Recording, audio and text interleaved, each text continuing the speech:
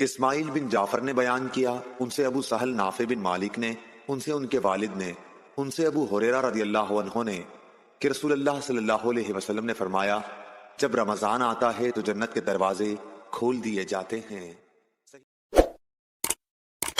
Like, share and subscribe for more videos.